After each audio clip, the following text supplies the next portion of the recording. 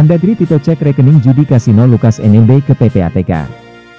Jakarta, Mendagri Tito Karnavian mengatakan pihaknya mengecek rekening Gubernur Papua Lukas NMB ke PPATK terkait judi kasino di Singapura.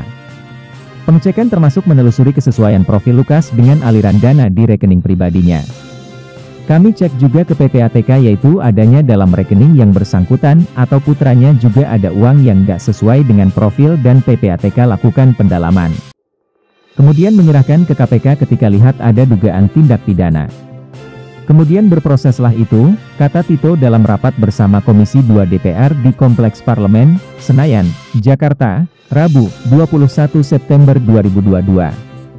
Kalau seandainya disampaikan ke kontak person beliau, kalau ada peran Kemendagri perannya di mana, sambungnya. Tito menyerahkan sepenuhnya proses hukum terhadap Lukas kepada KPK. Soal tuduhan politisasi di kasus Lukas, Tito mengatakan bukan pertama kalinya kepala daerah sekaligus kader partai diproses oleh KPK.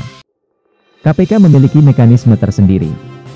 Kami pun dari awal tahun lalu ada dirjen kami kena masalah kami nggak bisa berbuat apa-apa, Dirjen Keuangan Daerah. Kalau politisasi partai, KPK juga menangkap Bupati Mimika yang kader partai Golkar, kata Tito. Jadi kami melihat apa yang dilakukan KPK karena masukan PPATK. Clear dalam rilis kemarin. Jadi nggak ada hubungan dalam urusan Kemendagri. Kami hanya berusaha sistem politik dan pemerintahannya jadi lebih landai, lanjut dia. PPATK ungkap peran anak Lukas NMB. Taksiran nilai korupsi dari tersangka Gubernur Papua Lukas NMB mencapai puluhan bahkan ratusan miliar rupiah. Anak Lukas NMB berperan dalam transaksi uang puluhan miliar.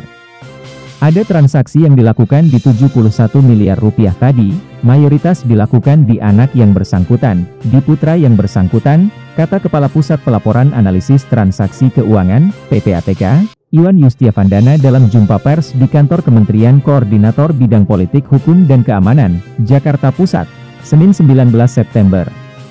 PPATK sudah membekukan transaksi kepada beberapa orang via 11 penyedia jasa keuangan, ada asuransi, ada pula bank. PPATK juga mendeteksi ada setoran tunai lewat pihak lain dengan angka sekitar 1 miliar rupiah sampai ratusan miliar rupiah. Ada transaksi soal judi di kasino. Ada pula pembelian perhiasan jam tangan sebesar 550 juta rupiah. Salah satu hasil analisis itu terkait transaksi setoran tunai yang bersangkutan di kasino judi senilai 55 juta dolar Amerika atau 560 miliar rupiah, kata Iwan.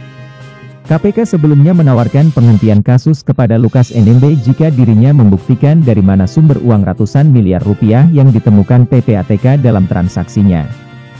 Kuasa hukum Lukas NMB, Aloysius Senwarin, menyebut uang yang digunakan kliennya untuk kasino memakai uang pribadi. Menurutnya, pembuktian terbalik itu sulit dilakukan.